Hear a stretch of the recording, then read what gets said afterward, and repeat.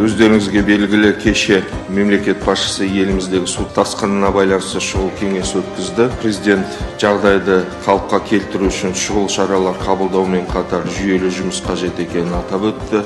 Барлық өңірде су тасқынына қарсы жұмыстар күшейту, ең бастысы азаматтардың қауіпсіздігін қамтамасыз ету жөнінде нақты тапсырмалар берді. Тараз қаласы, арықтар, каналдарымызды тазарту мәселесі қалай болып жатыр? Талас өзенінің жағалауының бәрін көріп келдім. Бірнеше мәселе қаланың несіне кіріп тұр, территориясына кіріп тұр. Жағдай қалай болып жатыр?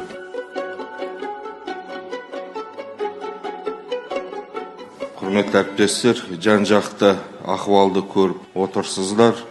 Тағы да ескертемін, төтенше жағдайға, оның ішінде суға қатысты ақпаратты нақты фактімен болу керек.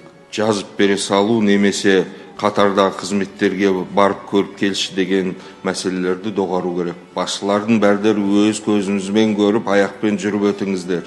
Егер қандай да кемшіліктер немесе жалған ақпарат болатын болса, қатаң шараларды қабылдайтын боламыз. Нақты ахуалды жеткізіп, тиімді шараларды пайдалану керекпіз.